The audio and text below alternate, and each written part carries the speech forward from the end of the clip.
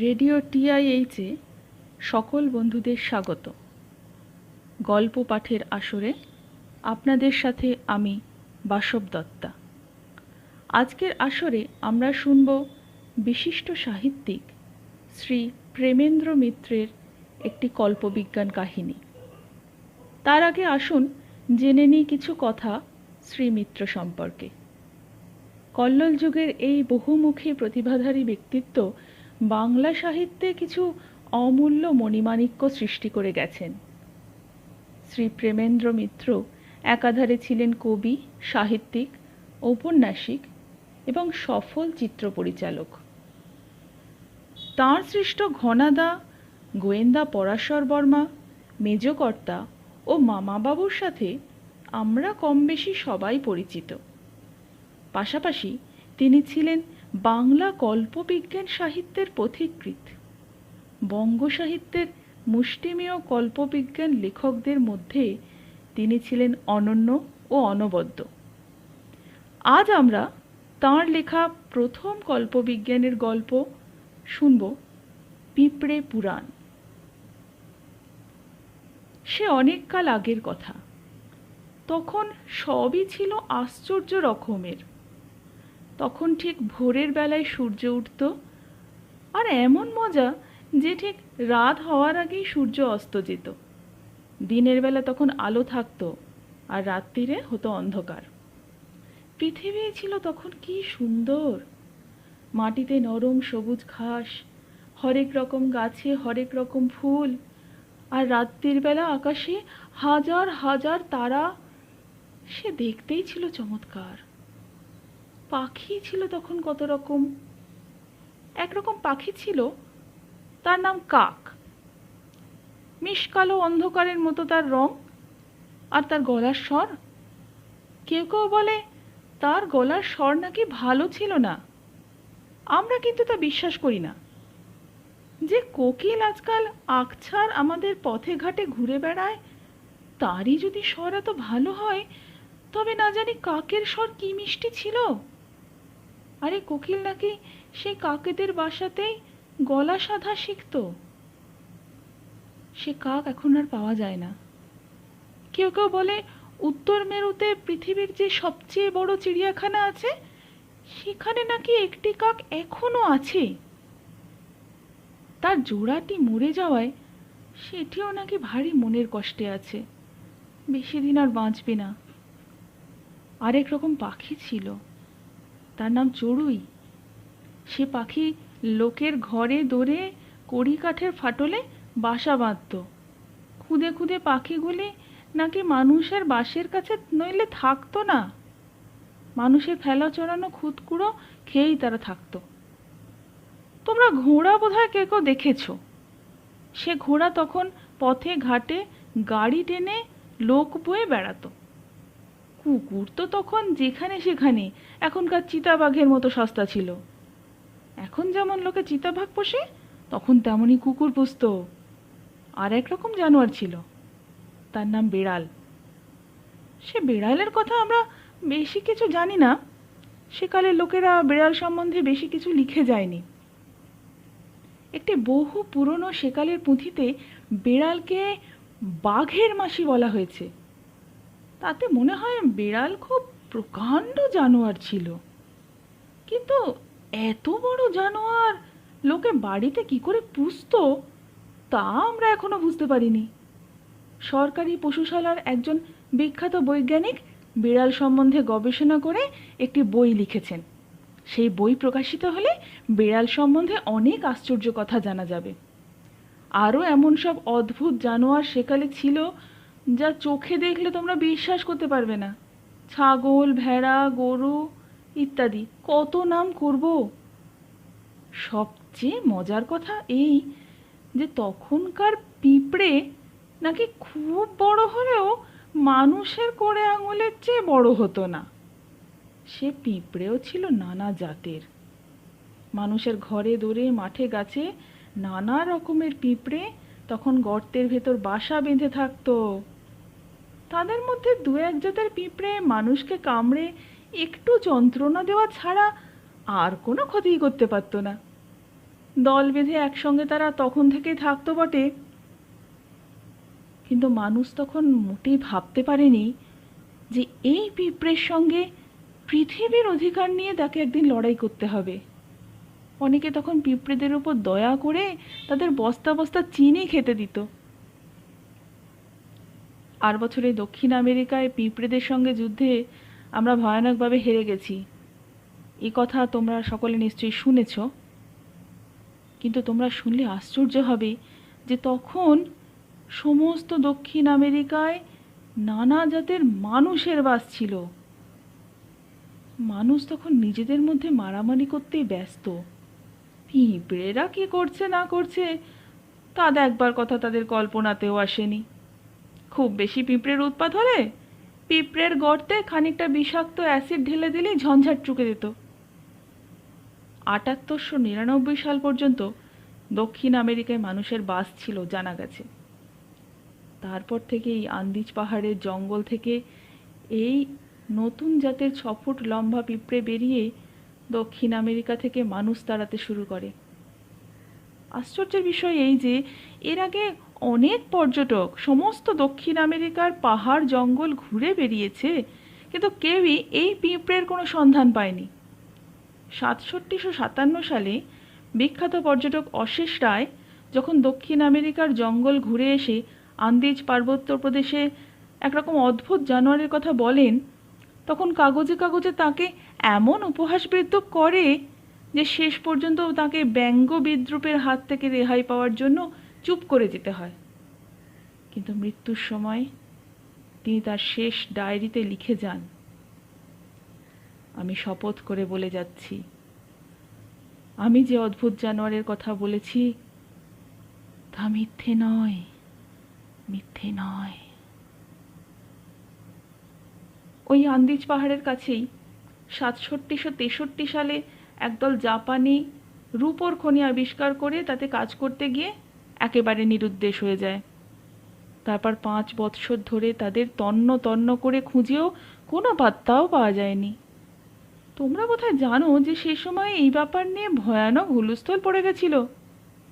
অশেষ রায় যখন এই 1000 জাপানির অন্তর্ধানের সঙ্গে এই অদ্ভুত জানোয়ারের কোনো সংস্রব আছে বলেন, তখন লোকে তাকে শুধু পাগলা গারদে পাঠাতে বাকি রেখেছিল। অশেষ রায় এই অদ্ভুত জানোয়ারের সম্বন্ধে যেসব কথা জানান তা অত্যন্ত বিস্ময়জনক। সেকালের লোকেরা এই অপরূপ কাহিনীকে আজগুবি বলেছিল বলে তাদের বেশি দোষও আমরা দিতে পারি না।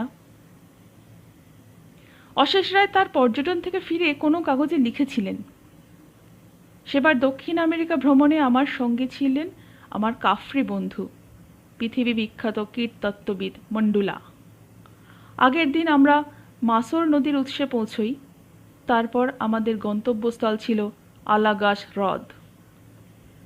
সেদিন সন্ধেবেলা আমরা ক্লান্ত হয়ে সারাটার কাছে একটি ছোট পাহাড়ের উপরে বিশ্রাম করছিলাম। আমাদের চারিপাশে আন্দিজের অসংখ্য শাখা প্রশাখা তাদের বিপুল দেহ নিয়ে ঘিরে ছিল। তখনও সূর্য অস্ত যায়নি। আমাদের পশ্চিমে ঠিক আমাদের পাহাড়ের নিচের উপত্যকার উপরে তখন অস্তগামী সূর্যের আলো এসে পড়েছে। উপত্যকাটি আয়তনে খুব ছোট, চারিধারে পাহাড় যেন বিশাল দেওয়ালের মতো ওইটুকু জমি ঘিরে ধরে আছে। উপত্যকাটি আগাগোড়া দুর্ভেদ্য জঙ্গলে আচ্ছন্ন, শুধু এক জায়গায় ছোট্ট একটি পার্বত্য জলাশয় দেখা যাচ্ছিল। আমি তখন আমাদের ছোট্ট তাঁবুটি রাত্রের জন্য খাটাবার বন্দোবস্ত করছি। মন্ডুলা তার সেদিনকার সংগৃহীত নতুন জাতের কীটগুলি বাক্সবন্দি করছিলেন। হঠাৎ চাপা উত্তেজিত কণ্ঠে মন্ডুলা ডাকলেন, শুনুন। খুঁটি পুঁততে পুঁততে চেয়ে দেখি তিনি নিবিষ্টভাবে নিচের উপত্যকার দিকে চেয়ে আছেন। তার দৃষ্টি অনুসরণ করে কিন্তু আমি কিছুই দেখতে পেলাম না। জিজ্ঞেস করলাম, ব্যাপারটা কি? মন্ডুলা শুধু ইশারায় তার কাছে যেতে বললেন, এবং তার কাছে গেলে তিনি অঙ্গুলি নির্দেশ করে নিচের পার্বত্য জলাশয়টি দেখিয়ে বললেন, দেখতে পাচ্ছেন? জলাশয়ের ধারে কালো রঙের কি একটা জানোয়ারকে অস্পষ্টভাবে ঘুরতে ফিরতে দেখা যাচ্ছিল। বললাম, ও আর কি, কোনো জানোয়ার টানোয়ার হবে বোধহয়। মণ্ডুলা ঈষৎ হেসে বললেন, কোনো জানোয়ার টানোয়ার যে হবে তা আমিও বুঝেছি, কিন্তু কোন জানোয়ার? দক্ষিণ আমেরিকায় অত বড় কালো জানোয়ারের একটা নাম করুন তো দেখি। আপনি দূরবীনটা একবার বের করুন তো। সূর্য এরই মধ্যে পশ্চিমের পাহাড়ের আড়াল হয়ে গেছে। নিচে সমস্ত জলাশয়টির ধারে একটির পর একটি করে 10টি ওই ধরনের কালো জানোয়ার এসে তখন জড়ো হয়েছে। আমার হাত থেকে দূরবীনটা একরকম কেড়ে নিয়েই মণ্ডুলা চোখ লাগালেন, কিন্তু পরের মুহূর্তেই দূরবীনটা নামিয়ে বললেন, যা, সব মাটি হয়ে গেল। দুর্ভাগ্যক্রমে সেই দিনই পাহাড়ে উঠবার সময় কেমন করে না জানি ঠোকা লেগে দূরবীনের কাঁচ দুটি ভেঙে গেছে। সূর্যের আলো তখন বিরল হয়ে এসেছে, তবু সেই আলোতেই আমাদের খালি চোখে আমরা দেখতে পাচ্ছিলাম গভীর অরণ্যের ভেতর থেকে প্রায় 200 ওই অপরূপ জানোয়ার জলাশয়ের ধারে এসে জড়ো হয়েছে। তাদের আকৃতি অদ্ভুত। সামনে ও পেছনে দুটি বড় বড় কালো ভাঁটাকে কে যেন এক একটি খাটো কাঠিতে গেঁথে লম্বা লম্বা পায়ের ওপর সাজিয়ে দিয়েছে। কিন্তু তাদের আকৃতি যত না অদ্ভুত, তাদের আচরণ তার চেয়েও বেশি। দলবদ্ধ হয়ে অনেক জানোয়ার থাকে বটে, কিন্তু এমন অপরূপ শৃঙ্খলা কোনো জানোয়ারের ভেতর আছে বলে শুনিনি। তাদের একসারে চলাফেরা, দাঁড়ানোর সঙ্গে একমাত্র খুব শিক্ষিত সৈন্যের কুচকাওয়াজের তুলনা করা যায়। যত তাদের গতিবিধি দেখছিলাম, দূরবীনের কাঁচ ভেঙে যাওয়ার দুঃখ আমাদের ততই বাড়ছিল। সন্ধ্যের অন্ধকারে তারা শেষে একেবারে অরণ্যের সঙ্গে মিলিয়ে গেলে আমরা বিমর্ষভাবে সেদিক থেকে চোখ ফেরালাম। সেদিন রাত্রে তাঁবুতে শুয়ে শুয়ে ঘুম আমাদের আসতে চাইছিল না। মণ্ডুলা তার বিছানায় অস্থিরভাবে খানিকক্ষণ এপাশ ওপাশ করে বললেন, আচ্ছা, আপনার কি মনে হয় বলুন তো, এমন আশ্চর্য জানোয়ার এতকাল কোনো পর্যটকের চোখে পড়েনি, এটাকে বিশ্বাস করা যায়? আমারও সেই কথাই মনে হচ্ছিল। তারপর কখন যে ঘুমিয়ে পড়েছি মনে নেই। হঠাৎ চমকে জেগে উঠে দেখি মণ্ডুলা উত্তেজিতভাবে আমায় ঝাঁকি দিচ্ছেন। আমি চোখ খুলতেই তিনি বললেন, শিগগির বাইরে এসে দেখুন। তখনও ঘুমের ঘোর কাটেনি। অর্ধ জাগ্রত অবস্থায় বাইরে গিয়ে দাঁড়ালাম। মণ্ডুলা উত্তেজিতভাবে বললেন, চেয়ে দেখুন, নিচে চেয়ে দেখুন। নিচে চেয়ে দেখে সত্যি অবাক হয়ে গেলাম। অন্ধকারে সেই পার্বত্য জলাশয়ের ধারে নানা জায়গায় অসংখ্য আলো জ্বলছে। সে আলোয় আমাদের পাহাড় থেকে বিশেষ কিছুই দেখা যাচ্ছিল না, কিন্তু শুধু অস্পষ্টভাবে ওই জানোয়ারদের নাড়াচাড়া একটু আধটু টের পাওয়া যাচ্ছিল। আমরা কিন্তু মন্ত্রমুগ্ধের মতো সেই দিকে চেয়ে বসে রইলাম। এত বড় বিস্ময়জনক ব্যাপার বিশ্বাস করতে যেন আমাদের সাহস হচ্ছিল না। ভোর হওয়ার কিছু আগেই সমস্ত আলো নিভে গেল। আমরা কিন্তু সেখান থেকে উঠতে পারিনি। ভোরের আলোয় ওই জলাশয়ের দিকে চেয়ে আমাদের বিস্ময়ের আর অবধি রইল না। জলাশয়ের পশ্চিম পাড়ে প্রায় 10 বিঘা জমির জঙ্গল একেবারে সাফ হয়ে গেছে। আগের দিন সন্ধেবেলা যে প্রকাণ্ড গাছগুলি সে স্থানে অন্ধকার করে দাঁড়িয়েছিল, তাদের চিহ্ন পর্যন্ত নেই। মণ্ডুলার উত্তেজনা তখনও শান্ত হয়নি।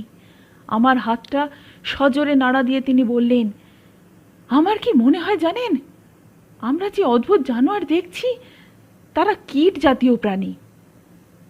এবার কিন্তু আমি না হেসে পারলাম না। বললাম, কারণ আপনি কীটতত্ত্ববিদ। মণ্ডুলা আমার পরিহাসে কান্না দিয়ে বললেন, হ্যাঁ তাই, কীট জাতীয় ছাড়া পৃথিবীর কোনো প্রাণীর 4টার বেশি পা দেখেছেন? কথাটা সত্যি। আমরা যে অদ্ভুত জানোয়ার দেখেছি তাদের পা কতগুলি তা গুনতে না পারলেও 4-এর চেয়ে বেশি, এ বিষয়ে কোনো সন্দেহ নেই। মণ্ডুলা বলে যাচ্ছিলেন, তাছাড়া আকৃতির কথা মনে রাখবেন। বললাম, কিন্তু এত বড় কীট? মণ্ডুলা বলেন, অসম্ভব তো নয়।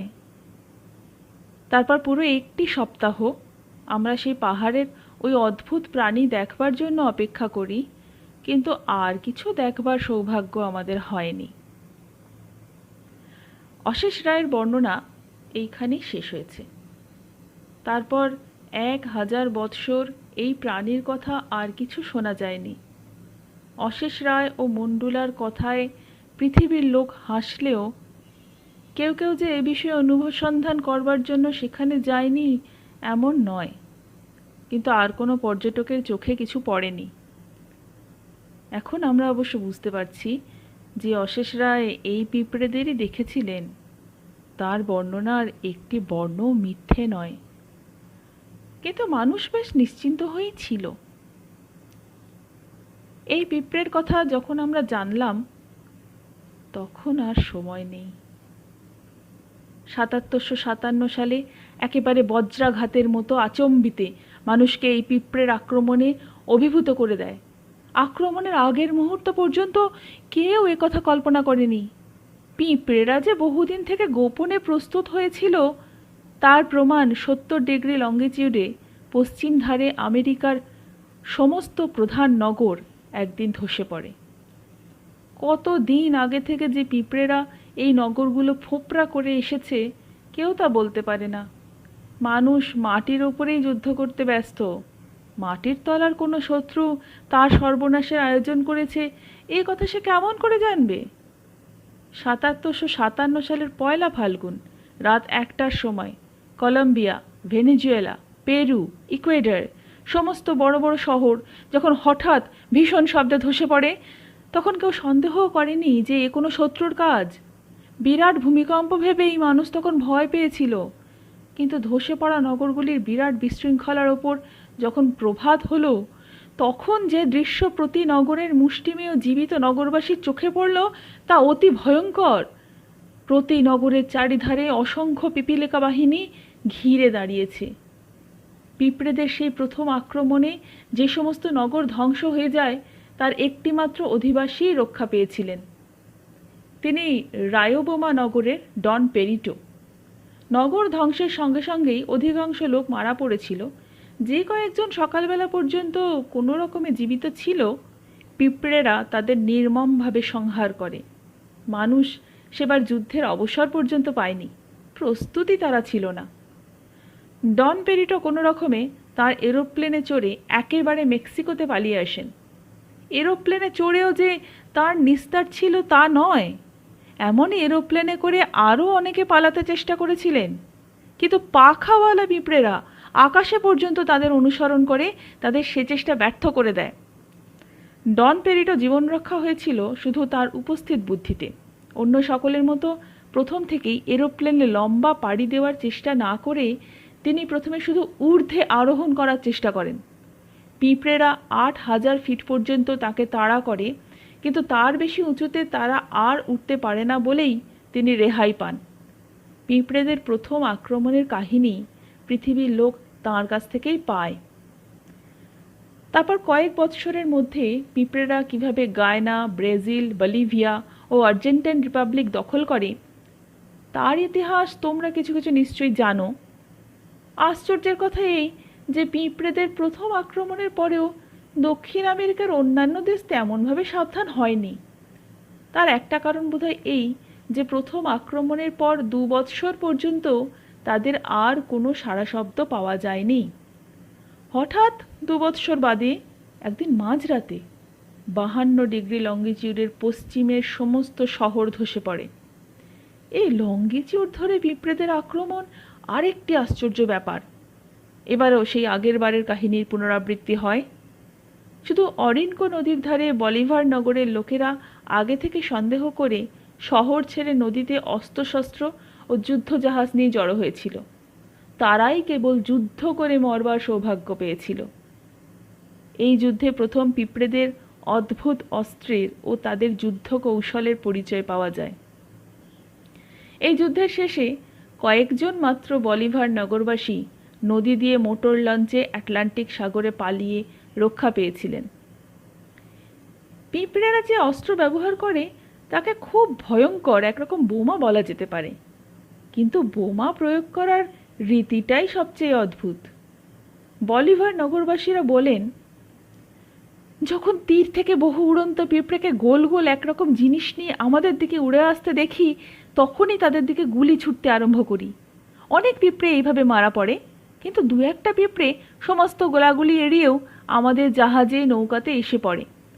তাদের পড়ার সঙ্গে সঙ্গেই সেই ভয়ঙ্কর বিস্ফোরক বোমা ফেটে জাহাজ নৌকো সব গুঁড়িয়ে ধুলো হয়ে যায়। আশ্চর্যের বিষয় এই যে প্রত্যেক বোমার সঙ্গে একটি করে পিঁপড়ে দৃঢ় প্রতিজ্ঞ হয়ে প্রাণ দেয়। দূর হতে নিক্ষেপ করে লক্ষ্যভ্রষ্ট হওয়ার কোনো সম্ভাবনা তারা রাখে না। পিঁপড়েদের দ্বিতীয় আক্রমণের পর সমস্ত পৃথিবী সচেতন হয়ে ওঠে। চীনের পেকিং শহরে পৃথিবীর সমস্ত দেশের প্রতিনিধিরা মিলে কর্তব্য স্থির করার চেষ্টা করেন। পৃথিবীর সমস্ত দেশ থেকে অসংখ্য যুদ্ধজাহাজ, এরোপ্লেন ও সৈন্য দক্ষিণ আমেরিকার বাকি দেশগুলির অধিবাসীদের হয়ে যুদ্ধ করবার জন্য পাঠানো হয়। কিন্তু যুদ্ধ করবে কার সঙ্গে? পিঁপড়েদের আস্তানার কোনো পাত্তাই কেউ পায় না। মাটির তলায় কোথা দিয়ে তাদের গতিবিধি সমস্ত আমেরিকা না খুঁড়ে ফেললে জানবার উপায় নেই। সৈন্যরা দিনের পর দিন, ক্রোশের পর ক্রোশ পার হয়ে তন্ন তন্ন করে সমস্ত খুঁজে বেড়ায়। তারপর একদিন হঠাৎ এক জায়গায় গভীর রাত্রে তাদের পায়ের তলার মাটি ধসে পড়ে। সকালবেলা তাদের আর কোনো চিহ্নই পাওয়া যায়নি। এরোপ্লেনের দগ ঝাঁকে ঝাঁকে দক্ষিণ আমেরিকার আকাশে বিচরণ করে বেড়ায়। পিঁপড়েদের কোনো পাত্তাই পাওয়া যায়নি। এরোপ্লেনগুলিরও কোনো মতে ৮,০০০ ফিটের নিচে নামবার উপায় নেই। কোথা থেকে ১০০ এরোপ্লেনের জায়গায় হাজার হাজার উড়ন্ত পিঁপড়ে এসে আক্রমণ করে। পিঁপড়েদের সঙ্গে এরোপ্লেন নিয়ে লড়াই করা শক্ত। একটাকে মারতে ১০০টা এসে ছেঁকে ধরে। সবচেয়ে মুশকিল, তারা এরোপ্লেনের ঘূর্ণমান পাখার সঙ্গে জড়িয়ে তাকে অচল করে মাটিতে ফেলে দেয় এবং সঙ্গে সঙ্গে নিজেরাও মরে। ৮,০০০ ফিটের ওপর থেকে পিঁপড়েদের কোনো সন্ধান মেলে না। এদিকে মাটির ওপর বাকি সমস্ত দক্ষিণ আমেরিকা তখন প্রাণপণে যুদ্ধর জন্য প্রস্তুত হচ্ছে। যেখানে যে শহর ছিল সমস্ত শহরের লোক শহরের বাইরে নতুন করে ঘর বেঁধে বাস করতে আরম্ভ করলে কখন যে শহর ধসে পড়বে তার ঠিক কি? পিঁপড়েরা কবে থেকে কোন শহরের তোলা ফোপড়া করে রেখেছে তা কে বলতে পারে? কিন্তু পিঁপড়েদের তৃতীয় ও শেষ আক্রমণ এলো সম্পূর্ণ অপ্রত্যাশিতভাবে। হঠাৎ একদিন সমস্ত নতুন শহরের ভেতর সকাল থেকে মড়ক শুরু হয়ে গেল। সুস্থ সবল মানুষ হঠাৎ করে মাথা ঘুরে পড়ে যায়, তারপর কয়েক মিনিট হাত পা খিঁচে মারা যায়। কাতারে কাতারে সকাল থেকে লোক মারা পড়তে থাকে, অথচ ডাক্তার বৈজ্ঞানিকেরা রোগের স্বরূপই খুঁজে পান না। সারা পৃথিবী এই সংবাদ শুনে ভয়ে কাঠ হয়ে গেল। বড় বড় মাথা ঘেমে উঠল, কিন্তু এই মড়কের কারণ বোঝা গেল না। একদিনে এইভাবে অর্ধেক আমেরিকার লোক নিঃশ্বাস হয়ে যাওয়ার পর পরের দিন সকালে রোগের কারণ আবিষ্কার করল বাহিয়া শহরের একজন মুটে। সকালবেলা শহরের সৈন্যাধ্যক্ষ, শাসনকর্তা আর ৩ জন বৈজ্ঞানিকের একটি গোপন সভা বসেছে। শাসনকর্তা নিরুপায় হয়ে শহর ছেড়ে, আমেরিকা ছেড়ে, একেবারে জাহাজে করে এই ভয়ানক দেশ ছেড়ে যাওয়ারই প্রস্তাব করেছেন। বৈজ্ঞানিক ও সেনাপতিদের মধ্যে এই কথা নিয়ে তর্ক বিতর্ক হচ্ছে। এমনভাবে পিঁপড়েদের কাছে হার স্বীকার করে পালিয়ে যাওয়ার চেয়ে দাঁড়িয়ে দাঁড়িয়ে মরাও ভালো বলে সৈন্যাধ্যক্ষ তার বক্তব্য শুরু করেছেন। এমন সময় হাঁপাতে হাঁপাতে তাদের সভার প্রহরীকে একদম বগল দাবা করে চেপে ধরে নিয়ে একটা বিশালাকায় লোক ঘরের ভেতর এসে আছাড় খেয়ে পড়ল। সভার সকলে তো স্তম্ভিত। লোকটা যেমন লম্বা তেমনই চওড়া, মাংসের একটা পাহাড় বললেই হয়, কিন্তু তার সমস্ত মুখে কে যেন কালি মাখিয়ে দিয়েছে। সে মুখের দিকে চাইলেই বোঝা যায় যে এই অজানা ভয়ঙ্কর রোগ তাকে প্রবলভাবেই আক্রমণ করেছে। শেষ হওয়ার তার আর দেরি নেই। সেই বিশাল বিরাট দেহ সেই ভীষণ রোগের প্রভাবে এর মধ্যেই কাঁপতে শুরু করেছে। তার ভীষণ বাহুর চাপে প্রহরীটিরও তখন প্রাণান্ত হয়ে এসেছে। প্রথম বিস্ময় কেটে গেলে সেনাপতি তাড়াতাড়ি গিয়ে তার বাহুপাশ থেকে প্রহরীকে ছাড়িয়ে দিতে চেষ্টিত হলেন। প্রহরী তখন চিৎকার করছে যন্ত্রণায়, কিন্তু সে বিশাল দেহের জোরের সঙ্গে কি পারা যায়? লোকটা তখন হাত পা খিঁচুনি শুরু হয়েছে। অনেক কষ্টে প্রহরীকে যখন সবাই মিলে মুক্ত করলেন তখন দেখা গেল যে তার একটা পাঁজরা একেবারে ভেঙে গেছে। প্রহরী তো অনেক কষ্টে জানালো যে এই লোকটাকে সভায় ঢুকতে মানা করতে গিয়েই তার এই দুর্দশা, এবং লোকটাকে সে চেনে, সে এই শহরের একজন মুটে। তার নাম গুস্তাভ। কেন তার সভায় ঢুকবার এত ব্যগ্রতা, সে কথা যখন গুস্তাভকে জিজ্ঞেস করা বৃথা। মৃত্যুর পূর্ব লক্ষণ প্রবল হাত পা খিঁচুনি তখন তার শুরু হয়ে গেছে। কয়েক মিনিট বাদেই সব শেষ হয়ে যাবে। সবার সকলেই বিমর্ষ মুখে তারই অপেক্ষা করতে লাগলেন। 2-1 মিনিটের মধ্যেই গুস্তাভ মারা গেল। কিন্তু মারা যাওয়ার আগে একটিবার চোখ খুলে সে উন্মত্তের মতো চিৎকার করে উঠেছিল, জল খেও না। তারপর সব শেষ। জল খেও না, এই ভয়ঙ্কর দৃশ্যের সামনেও সেনাপতির কৌতুক বোধ হলো। শাসনকর্তা কাতরভাবে মুখ ফেরালেন। কিন্তু বৈজ্ঞানিকদের মধ্যে হঠাৎ একজন অত্যন্ত উত্তেজিত হয়ে উঠলেন। মুখ চোখ তার অসাধারণভাবে উজ্জ্বল হয়ে উঠল। সেনাপতির পিঠ হঠাৎ চাপড়ে দিয়ে তিনি বললেন, আমরা কি গাধা? সবাই তো অবাক। শাসনকর্তা বললেন, আপনি একটু বিশ্রাম করুন গে যান। কাল থেকে আজ পর্যন্ত একটিবারও তো চোখের পাতা মোড়েননি। সবাই ভাবছিল বৈজ্ঞানিকও বোধহয় পাগল হয়ে গেলেন। কিন্তু বৈজ্ঞানিক পাগল হননি। সেনাপতিকে 2 হাতে জড়িয়ে ধরে তিনি বললেন, আপনি কাল থেকে এখন পর্যন্ত কি খেয়েছেন? ম্লান হেসে শাসনকর্তা বললেন, খাওয়ার কি সময় পেয়েছি? শুধু 1 পেয়ালা দুধ। কিন্তু এই কথা বলার সঙ্গে সঙ্গে তার চোখও উজ্জ্বল হয়ে উঠল। বৈজ্ঞানিক হেসে বললেন, এবারে বুঝেছেন? এতক্ষণে সকলেই বুঝেছিলেন। নানা কারণে, বিশেষত এই ভয়ঙ্কর মড়ক নিবারণের উপায় চিন্তায় তাদের কারোরই এই একদিন জল তো দূরের কথা, অন্য কিছু খাওয়ারই সুযোগ হয়নি। বৈজ্ঞানিক বললেন, যাকে আমরা নতুন রোগ বলে ভেবেছিলাম তা কেবল বিষের ক্রিয়া মাত্র। শহরের জল বিষাক্ত হয়ে গেছে, এবং কারা যে বিষাক্ত করেছে তা বোধহয় আর বলতে হবে না। শহরের সব জায়গায় অবশ্য তখনই ঢেড়া পিটে দেওয়া হলো এবং দক্ষিণ আমেরিকার সমস্ত শহরে তার করে এ কথা জানিয়ে দেওয়া হলো। সত্যই শহরের জল বিষাক্ত হয়ে গেছিল। প্রত্যেক শহরের প্রধান ট্যাঙ্কের জল কিভাবে কখন যে পিঁপড়েরা বিষাক্ত করে দিয়েছিল তা অবশ্য কেউ জানে না। কোনো রকমে এ যাত্রা মানুষ রক্ষা পেল বটে, কিন্তু দক্ষিণ আমেরিকার অর্ধেক মানুষ কাবার হওয়ার আগে নয়। এ ধাক্কা আবার সামলাতে না সামলাতে হঠাৎ একদিন গভীর রাত্রে শহরে শহরে সাড়া পড়ে গেল, পিঁপড়েরা আক্রমণ করতে আসছে, এবার যুদ্ধ মাটির ওপরে, সামনাসামনি। মানুষ এর জন্যই এতদিন অপেক্ষা করছিল। মাটির ওপর যুদ্ধ করতে সে অভ্যস্ত। এই যুদ্ধের জন্য সে সম্পূর্ণ প্রস্তুত। পিঁপড়েদের এই তৃতীয় আক্রমণের কাহিনী রায়ো ডি জানেইরোতে বিখ্যাত লেখক সেনার সাবাটিনির লেখা থেকে আমরা পেয়েছি। তার বিবরণী এখানে তুলে দিলাম। সেনার সাবাটিনি লিখেছেন, হঠাৎ গভীর রাত্রে শহরের পশ্চিম ধারের প্রাচীরের প্রহরীরা সংবাদ দিলে যে দূরে লাখ লাখ পিঁপড়ে এসে জড়ো হয়েছে। প্রস্তুত আমরা দিনরাতি থাকতাম, সুতরাং এ সংবাদে আমাদের বিচলিত হওয়ার কিছু ছিল না, বরং এতদিন বাদে সামনাসামনি যুঝতে পারবো বলে আমরা উল্লসিত হয়ে উঠলাম। পশ্চিমের প্রাচীরের সমস্ত সার্চলাইট তখন রাত্রিকে দিন করে তুলেছে। সেনাপতির আদেশে অন্য সমস্ত দিকেই কয়েকজন প্রহরী ও সৈন্য ছাড়া আমরা সকলে পশ্চিম নগরের প্রাকারের বাইরে এসে জড়ো হলাম। সেখানে যে দৃশ্য আমরা দেখলাম তা জীবনে ভুলবার নয়। অন্ধকার রাত্রে আমাদের অসংখ্য সার্চলাইটের প্রখর আলোয় 3 মাইল পর্যন্ত একেবারে যেন পেছিয়ে গেছে।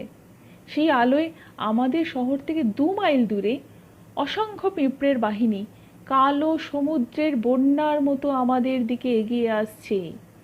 পিঁপড়ের সারের পর পিঁপড়ের সার, যত দূর আলো পৌঁছয় তত দূর পর্যন্ত শুধু পিঁপড়ের সমুদ্র। সেনাপতির আদেশে আমাদের 1000 কামান গর্জন করে উঠল। ঘন পিঁপড়ের সারের মধ্যে আমাদের কামানের গোলায় যে ভয়ঙ্কর ধ্বংসলীলা আরম্ভ হলো তা বর্ণনা করা যায় না। দিকে দিকে আমাদের গোলায় ছিন্ন ভিন্ন হয়েও কিন্তু পিঁপড়েরা থামল না। মরা পিঁপড়ের স্তূপের ওপর দিয়ে নতুন পিঁপড়ের দল সমানভাবে অগ্রসর হতে লাগলো। পিঁপড়েরা আমাদের গোলার জবাব দেয় না, শুধু নিঃশব্দে অগ্রসর হয়। সেনাপতির আদেশে এবার আমরা অগ্রসর হলাম। প্রথমে বিষাক্ত গ্যাস নিয়ে একদল, তার পিছু পিছু আমাদের 800 ট্যাঙ্ক। প্রাচীর থেকে সার্চ লাইট নামিয়ে বড় বড় গাড়ির ওপর তুলে সেগুলোকেও এগিয়ে নিয়ে যাওয়া হলো। পিঁপড়েদের দিক থেকে তবুও কোনো জবাব নেই, শুধু তারা ধীরে ধীরে এগোয়। সেনাপতি আদেশ দিলেন, বিষাক্ত গ্যাস ছাড়ো। বিষাক্ত গ্যাস ছাড়ার সঙ্গে সঙ্গে কিন্তু পিঁপড়েদের অগ্রসর হওয়া বন্ধ হলো। সেই গ্যাস এবং আমাদের ট্যাঙ্কগুলির মেশিন গানের গুলিতে লাখো লাখো পিঁপড়ে মারা গেল। যেদিকে বিষাক্ত গ্যাস ছোড়া হয় সেদিকের পিঁপড়ের সার কে যেন মুছে দেয়। শুধু মাটি কালো করে অসংখ্য পিঁপড়ের মৃতদেহ পড়ে থাকে। আমাদের ট্যাঙ্কগুলি সেই মরা পিঁপড়ের সার মারিয়ে অগ্রসর হয়, আর তাদের মেশিন গানের গুলিতে পিঁপড়ের দল ছারখার হয়ে যায়। পিঁপড়েদের এই দুরবস্থায় তখন আমরা উল্লাসে উন্মত্ত হয়ে উঠেছি। শহর থেকে ছেলে মেয়ে বুড়োরা পর্যন্ত তখন পিঁপড়েদের ধ্বংসযজ্ঞ দেখার জন্য প্রাচীরের বাইরে আমাদের পেছনে এসে দাঁড়িয়েছে। পিঁপড়েরা হঠাৎ যখন পিছু হাঁটতে আরম্ভ করলো তখন তাদের অর্ধেকের বেশি মারা পড়েছে। কিন্তু পেছলে কি হবে? আমাদের ট্যাঙ্কগুলি তখন একেবারে তাদের ভেতরে গিয়ে পড়েছে। সেই বিরাট ট্যাঙ্কগুলির চাপেই যে কত পিঁপড়ে মারা গেল তা ঠিক নেই। আমার তখন মনে হচ্ছিল এতদিন আমরা মিথ্যাই ভয় পেয়েছি। হয়তো কোনো উপায়ে তারা কিছু শক্তি অর্জন করেছে, কিন্তু হাজার হলেও তারা কীট, সামান্য কীট মাত্র। মানুষের শক্তি, মানুষের বুদ্ধি, মানুষের কৌশলের বিরুদ্ধে তারা লড়তে আসে কোন সাহসে? তাদেরই দুর্দশায় একটু যেন করুণাই আমার হচ্ছিল। সেনাপতির আদেশে তখন অশ্বারোহী সৈন্যের দল তাদের ভেতরে গিয়ে পড়েছে। এই যুদ্ধটা আমার একটা বীভৎস প্রহসনের মতো লাগছিল। অসহায় পিঁপড়ের দলের পিছু হাঁটার ব্যর্থ চেষ্টা দেখে আমার সত্যিই কষ্ট হচ্ছিল। কিন্তু আশ্চর্যের কথা এই যে ছিন্ন ভিন্ন হয়ে পিছু হাঁটলেও তারা কিন্তু ছত্রভঙ্গ হয়নি। এবার সেনাপতির আদেশেই পদাতিক দল অগ্রসর হলো। সেনাপতির আদেশ, একটি পিঁপড়েও যেন আজ না বাঁচে। কিন্তু খানিক দূর অগ্রসর হতে না হতেই আমরা থমকে দাঁড়িয়ে পড়লাম। পিঁপড়ে বাহিনীর একেবারে পেছনে প্রায় 100 সার্চ লাইট জ্বলে উঠল। পিঁপড়েদেরও যে সার্চ লাইট থাকতে পারে এবং এতক্ষণ বাদে তা জ্বালাবারই বা কী প্রয়োজন ভেবে আমরা অবাক হয়ে গেলাম। সার্চ লাইট তাকে ঠিক বলা চলে না। আমাদের সার্চ লাইটের আলোর চেয়ে সে আলো শতগুণ তীব্র ও একটু যেন সবজি রঙের। সে তীব্র আলোর সরু জিহ্বা যেন তারা আমাদের আগের সৈন্যদের মুখের ওপর দিয়ে বুলিয়ে নিয়ে যাচ্ছিল। এই অভূতপূর্ব দৃশ্যে আমরা সবাই দাঁড়িয়ে পড়েছিলাম। আমাদের সারের পর সার সৈন্যদের মুখের ওপর দিয়ে সে আলো বুলিয়ে বুলিয়ে তারা ক্রমশ এগিয়ে আসছিল। জুতোর ফিতেটা অনেকক্ষণ থেকে খুলে গিয়েছিল। এই অবসরে নিচু হয়ে বসে সেটা বেঁধে উঠে আমি দেখি যে সে আলো আমাদের সার ছাড়িয়ে আমাদের অনেক পেছনের সারের মুখের ওপর দিয়ে তারা দ্রুত বুলিয়ে নিয়ে যাচ্ছে। আমার পাশের সৈনিকটি আমার হাতটা নাড়া দিয়ে বললে, সার্চ লাইটটা নিভে গেল কেন বলো তো? আমি হেসে উঠলাম, কানা হয়ে গেছো নাকি? সার্চ লাইট আবার নিভলো কোথায়? দিব্যি তো জ্বলছে। সে আবার ভীতকণ্ঠে বলল, কই, আমি যে কিচ্ছুই দেখতে পাচ্ছি না। আমি তার পিঠ চাপড়ে বললাম, ওই চড়া আলোয় চোখটা একটু ধাঁধা লেগেছে, চোখটা একটু রগড়ে নাও। কিন্তু আমার কথা শেষ হওয়ার আগে আমাদের সামনের সার থেকে একজন চিৎকার করে কেঁদে উঠল, আমি যে কিছুই দেখতে পাচ্ছি না। আমার পাশে সৈনিকটি আমার হাতটা কাতরভাবে জড়িয়ে ধরে বললে, তবু যে কিছু দেখতে পাচ্ছি না ভাই, কি হবে? বিদ্যুতের মতো চকিতে এ ব্যাপারের আসল অর্থ আমার মনে খেলে গেল। আমাদের সমস্ত বন্দুক কামান স্তব্ধ হয়ে গেছে, আমাদের ট্যাঙ্কগুলিও নিস্তব্ধ হয়ে গেছে। শুধু চারিদিক থেকে অসহায় সৈন্যদের চিৎকার, কলরব, বিলাপ তখন তুমুল হয়ে উঠেছে। আতঙ্কে পেছনে ফিরে চিৎকার করে উঠলাম, চোখ বন্ধ করো, আলোর দিকে চেয়েও না। কিন্তু চারিদিকের ভীত অসহায় সৈনিকের কলরব ছাপিয়ে আমার সে ক্ষীণ স্বর কত দূর আর পৌঁছায়? পিঁপড়েরা তখন আমাদের শহরের প্রাচীরের কাছে সমবেত ছেলে মেয়ে ও বুড়োদের মুখের ওপর দিয়ে আলো বুলিয়ে নিয়ে যাচ্ছে। তারপর যে ভয়ঙ্কর বিভৎস ব্যাপার আরম্ভ হলো তা বর্ণনা করার শক্তি আমার নেই। সেই অন্ধ অসহায় সৈন্যদের ওপর দিয়ে অসংখ্য পিঁপড়ে হিংস্র যমদূতের মতো ঝাঁপ দিয়ে এসে পড়ল। চিৎকার করে বললাম, পালাও পালাও! কে পালাবে? কোথায় পালাবে? অন্ধ সৈন্যের দল অসহায়ভাবে পালাতে গিয়ে নিজেদের মধ্যেই মাথা ঠোকাঠুকি করে মরতে লাগলো এবং পিঁপড়ের দল সেই বিশৃঙ্খল জটলাকে নির্মমভাবে সংহার করতে শুরু করলো। এই হতভাগ্য সৈন্যদের কোনো রকমে বাঁচাবার উপায় না দেখে অবশেষে নিজের প্রাণ রক্ষা করবার জন্য ছুটতে হলো। কিন্তু ছুটে পালানো সোজা নয়, পিঁপড়েরা তখন ঘাড়ের ওপর এসে পড়েছে। একটা বিশাল কালো পিঁপড়ে আমার পিঠের জামাটা কামড়ে ধরেছিল। হাতাহাতি লড়াই পিঁপড়েদের সঙ্গে এর আগে হয়নি। সেই বিকট কীটকে দেখে শিশুর মতো ভয়ে চিৎকার করে উঠলাম, কিন্তু চিৎকার করবার সময় সে নয়। পাশ থেকে আরেকটা পিঁপড়ে তখন আমার পায়ে প্রচণ্ড কামড় দিয়ে চলেছে। সেটার মাথায় ছোড়া বসিয়ে দিতেই চটচটে একরকম রসে সমস্ত হাতটা আমার ভিজে গেল এবং পর মুহূর্তেই পেছনের পিঁপড়েটার টানে একেবারে চিত হয়ে মাটিতে পড়ে গেলাম। সমস্ত পিঠটা আমার ওই রকম রসে ভিজে ওঠাতে বুঝলাম পেছনের পিঁপড়েটাকে দেহের চাপে থেতলেই ফেলেছি। পিঁপড়েদের দেহগুলো আকারে বড় হলেও অত্যন্ত হালকা ও মানুষের তুলনায় অত্যন্ত নরম। এই যা রক্ষা! তাড়াতাড়ি উঠে আবার ছুট দিলাম। কোন দিকে তা মনে নেই। এইখানে সেনর সাবাটিনির বর্ণনা শেষ হয়েছে। রায়ো ডি জেনাইরোতে সমস্ত অধিবাসীর মধ্যে একমাত্র সেনর সাবাটিনি রক্ষা পেয়েছিলেন। পিঁপড়েদের হাত কোনো রকমে এড়িয়ে সমুদ্রে পড়ে ছোট একটি ভেলার সাহায্যে নিকটের একটি দ্বীপে উঠে তিনি সেবার প্রাণ বাঁচান। কয়েক বছর বাদে একটি চীনে জাহাজ তাকে সেখান থেকে উদ্ধার করে। রায়ো ডি জেনাইরোতে সঙ্গে সঙ্গে পিঁপড়েরা সেদিন নাকি দক্ষিণ আমেরিকার বাকি সমস্ত শহরই আক্রমণ করেছিল। সে আক্রমণে কোনো শহরই রক্ষা পায়নি। দক্ষিণ আমেরিকা থেকে সেই দিনই মানুষের পাট ওঠে। তারপর আর মানুষ সেখানে পা দিতে পারেনি। গত বৎসর সে চেষ্টা করতে গিয়ে আমরা কি ভীষণভাবে হেরে গেছি সে খবর তো তোমরা সবাই জানো। এই হলো গিয়ে পিঁপড়েদের দক্ষিণ আমেরিকার অধিকারের ইতিহাস। মানুষ অবশ্য নিশ্চেষ্ট হয়ে বসে নেই। সামান্য একটা কীটের হাতে এই লাঞ্ছনার শোধ নেওয়ার জন্য পৃথিবীর বড় বড় বৈজ্ঞানিক এখন মাথা ঘামাচ্ছেন। কিন্তু শিগগির যে আমরা দক্ষিণ আমেরিকা ফিরে পাবো তারও বড় আশা নেই, কারণ যে অদ্ভুত আলোয় তারা অমন করে মানুষকে অন্ধ করে দেয় তার রহস্য এখনও আমাদের বৈজ্ঞানিকেরা বুঝতে পারেননি। পিঁপড়েদের আমেরিকা অধিকারের ইতিহাস 5 বছর আগে সংক্ষিপ্তভাবে কাগজে বের হয়। তারপর সেই বিবরণ পড়ে অনেকে কৌতূহলী হয়ে আরও অনেক কথা জানতে চেয়েছেন, কিন্তু তাদের কৌতূহল চরিতার্থ করার কোনো সুবিধা হয়নি, কারণ এতদিন পিঁপড়েদের সম্বন্ধে ওর বেশি কিছু জানা ছিল না। পিঁপড়েদের সম্বন্ধে বিশদভাবে সন্ধান করা তো দূরে থাক, মানুষ সেবার পিঁপড়েদের আক্রমণে দক্ষিণ আমেরিকা থেকে পালাবারই পথ পায়নি। পিঁপড়েরা কেমন করে এই বিপুল শক্তি অর্জন করেছে, তাদের রাষ্ট্র সমাজের গঠন কেমন, তারা দক্ষিণ আমেরিকাকে কিভাবে এখন গড়ে তুলেছে, তার কোনো বিবরণই মানুষের জানবার কোনো সুযোগ হতো না যদি না ভারতীয় জাহাজ যমুনার সমস্ত নাবিক আর যাত্রী একটি দুরন্ত ডানপিটে ছেলের দৌরাত্ম্যে অস্থির হয়ে উঠত। একটি ছেলের দৌরাত্ম্যের সঙ্গে দক্ষিণ আমেরিকার পিঁপড়েদের বিবরণ সংগ্রহের সম্বন্ধ কোথায় তা প্রথমে বোঝা একটু কঠিন বটে। ব্যাপারটা একটু পরিষ্কার করেই বলি। ভারতীয় নৌবহরের যমুনা জাহাজটি সেবার ফিলিপাইনের পূর্ব উপকূল হয়ে প্রশান্ত মহাসাগরের দ্বীপপুঞ্জের একটি ছোট দ্বীপের দিকে যাচ্ছিল।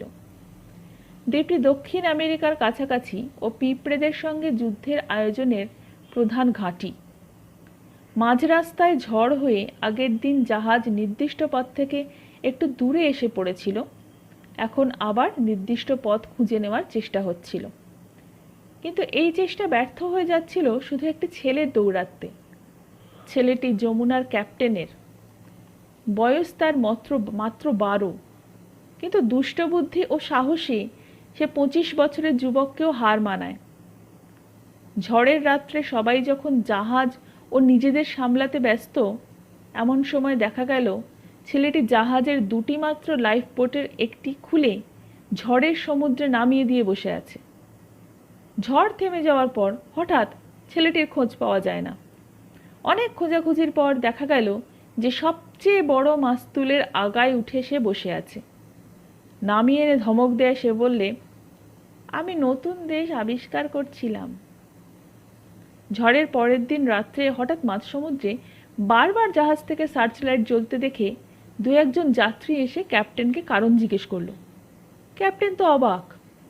মাঝ সমুদ্রে যেখানে অন্য কোনো জাহাজের নামগন্ধ নেই সেখানে সার্চ লাইট জ্বালাবার মানে কি? কোনো নাবিক এরকম করছে তার সন্ধান নিয়ে তাকে শাসন করবার জন্য সার্চ লাইট টাওয়ারে গিয়ে ক্যাপ্টেন দেখেন যে তার ছেলেটি পরম আনন্দে সার্চ লাইট জ্বালিয়ে সমুদ্রে এধার থেকে ওধার বুলিয়ে বেড়াচ্ছে। তিনি কান ধরে তাকে শাসন করতে যাবেন, এমন সময় চকিত সার্চ লাইটের আলোকে একটি জিনিস তার চোখে পড়ায়। তিনি ছেলেকে শাসন করার কথা ভুলে নিজেই সার্চ লাইট ধরে বসলেন। সে আলোয় যা দেখা গেল তাতে বিস্মিত হওয়াই স্বাভাবিক। দেখা গেল যে জাহাজ থেকে 100-2 গজ দূরে একটি ছোট্ট ভেলা সমুদ্রের উপর দুলছে। তার উপরে আষ্টে পিষ্টে বাঁধা এধি অর্ধ উলঙ্গ মানুষের দেহ। মানুষটি বেঁচে আছে কিনা বোঝা যায় না। তৎক্ষণাৎ তিনি নৌকা নামিয়ে ভেলাটি ধরে আনবার আদেশ দিলেন, আর তার ফলে সেই ভেলাতে বাঁধা লোকটির অর্থাৎ দক্ষিণ আমেরিকার পিঁপড়েদের ইতিহাসে যে একটিমাত্র লোকের জানা ছিল তার উদ্ধার হলো। তিনি সুখময় সরকার। দক্ষিণ আমেরিকা থেকে মানুষের পালিয়ে আসার পর 5 বছর তিনি সে দেশে কাটিয়েছেন পিঁপড়েদের সঙ্গে, আর মানুষের ভেতর একা তিনিই তাদের সমস্ত ব্যাপার জেনে জীবিত অবস্থায় মানুষের দেশে আবার ফিরতে পেরেছেন। পিঁপড়েদের সঙ্গে তার বাসের কাহিনী তিনি নিজ মুখে যা বলেছেন তাই আমরা এখানে উদ্ধৃত করলাম। রায়ো ডি জানাইরোতে পতনের দিন তিনি নগরের ভেতর একটি ল্যাবরেটরিতে বসে গবেষণায় অত্যন্ত ব্যস্ত ছিলেন। এমন সময় অযুত মানুষের আর্তনাদ তার কানে এসে পৌঁছায়। এখান থেকেই তার বর্ণনা আরম্ভ হয়েছে। প্রথমে মনে হলো আমাদের সৈন্যরা বুঝি যুদ্ধ জয় করেছে, তাই এই জয়ধ্বনি। কিন্তু পর মুহূর্তে বুঝতে পারলাম, না, এ তো আনন্দধ্বনি নয়, এ যেন সহস্র কণ্ঠের আর্তনাদের মতো শোনাচ্ছে। এই শব্দ শুনলে গায়ের ভেতর যেন কাঁটা দিয়ে ওঠে। তাড়াতাড়ি কি ব্যাপার দেখবার জন্য নগর প্রাচীরের কাছে গেলাম, কিন্তু ওপরে আর উঠতে হলো না। দূরে তোরণের ভেতর দিয়ে দেখি অন্ধের মতো হাতড়াতে কয়েকজন সৈন্য এগিয়ে আসছে। তাদের চলবার ভঙ্গি দেখে সত্যিই অবাক হয়ে গিয়েছিলাম, কিন্তু বিস্ময়ের সময় বেশি ছিল না। তাদের পেছনে পেছনে দেখি অগুন্তি কালো পিঁপড়ের দল তাদেরকে তাড়া করে আসছে। অসহায় সৈন্যদের পিঁপড়েদের আক্রমণ প্রতিরোধ করবার কোনো ক্ষমতাই নেই। তারা এলোপাথারিভাবে হাত পা ছুটছে, কিন্তু পিঁপড়েরা অনায়াসে তাদের আঘাত এড়িয়ে একেবারে তাদের মর্মস্থলে ঘা দিচ্ছে। নগর তোরণ পার হয়ে যে কয়জন এসেছিল তাদের কেউই শেষ পর্যন্ত রক্ষা পেল না। একজন মাত্র সৈন্য প্রাণপণ বেগে ছুটে পিঁপড়েদের পিছনে ফেলে আমাদের কাছ পর্যন্ত এসে পড়েছিল। পিঁপড়েরা তখন আমাদের ধরে ধরে। পিঁপড়েদের হাতে প্রাণ দেওয়া ছাড়া আর গতি নেই বুঝতে পারছিলাম। সেই জন্যই প্রস্তুত হচ্ছি। এমন সময় মনে হলো, বৈজ্ঞানিকের মৃত্যু এভাবে হওয়া উচিত নয়। মরতে যদি হয় তো নিজের পরীক্ষাগারের ভেতর নিজের গবেষণা করতে করতে মরব। তাছাড়া যে পরীক্ষাটি অসমাপ্ত রেখে এসেছি, পরীক্ষাগারের সকল দরজা জানলা বন্ধ করে পিঁপড়েদের গতিরোধ করলে তা সমাপ্ত করবার সময়ও হয়তো পেতে পারি। তাড়াতাড়ি সেদিকে ছুটছিলাম। সঙ্গে সঙ্গে মনে হলো, এই সৈন্য বেচারিকেও তো আমার সঙ্গে নিতে পারি। পেছন ফিরে বললাম, আমার পিছু পিছু এসো, খানিকটা নিরাপদ হতে পারবে। কিন্তু সে আমার গলার আওয়াজ শুনে ভোরকে যেভাবে চারিদিকে তাকাতে লাগলো তাতে মনে হলো আমি যেন অদৃশ্য কোনো একটা পদার্থ। বললাম, হা করে দেখছো কি? এসো আমার সঙ্গে। কিন্তু আমি যে কিছুই দেখতে পাচ্ছি না। এ কথার অর্থ কিছুই বুঝতে পারলাম না, কিন্তু তখন সে কথা আলোচনা করবার সময় নেই। তাড়াতাড়ি তার হাত ধরে ছুটতে ছুটতে যখন পরীক্ষাগারে এসে পড়লাম, তখন দুটো পিঁপড়ে আমাদের পিছু পিছু এসে প্রায় ধরে ফেলেছে। সৈন্যটিকে ঘরের ভেতরে ঠেলে দিয়ে নিজে ঢুকে তাড়াতাড়ি দরজা বন্ধ করে দিলাম। তারই ভেতরে কিন্তু একটা পিঁপড়ে ইতিমধ্যে আধখানা শরীর ভেতরে ঢুকিয়ে ফেলেছিল। দরজার চাপে তার মুন্ডুটা ছিঁড়ে আমার ঘরের মধ্যে পড়ল। দরজাটা দিয়ে আমার মনে হলো, যাই হোক, এখন কিছুক্ষণের জন্য নিরাপদ হওয়া যাবে। পরীক্ষাগারের সমস্ত জানলা আগে থেকেই বন্ধ ছিল। পিঁপড়েরা ভেঙে না ঢোকা পর্যন্ত নিশ্চিন্তভাবে কাজ করা যাবে। এইবার আমার সঙ্গে যে সৈন্যটি এসেছিল তার দিকে ফিরে বললাম, মাটির ওপর যুদ্ধ, তাও পিঁপড়েদের সাথে, পারা গেল না? কি তাদের এমন ভয়ানক অস্ত্রশস্ত্র? লোকটা মেঝের ওপর মাথা নিচু করে বসেছিল। আমার দিকে চোখ তুলে চাইতেই ঘরের আলোয় তার চোখের দিকে যেয়ে শিউরে উঠলাম। চোখের তারার জায়গায় তার একটা রগরগে ক্ষত। তারপর 3 দিন পরীক্ষাগারের ভেতর বন্দী হয়ে আছি। সৈন্যটির কাছে যুদ্ধে আমাদের বাহিনীর যে দুর্দশার কাহিনী শুনলাম, তারপর আর কোনো কাজ করতে ইচ্ছা হয়নি। শুধু শান্তভাবে মানুষের নতুন জেতাদের হাতে মৃত্যুর প্রতীক্ষা করছি। এখনো কেন যে পিঁপড়েরা আমাদের ধরবার চেষ্টা করেনি তা বুঝতে পারছি না। আমাদের দরজায় তো সারাক্ষণই প্রহরীর মতো একটি পিঁপড়ে মোতায়েন আছে, দেখতে পাচ্ছি চাবির ফুটোর ভেতর দিয়ে।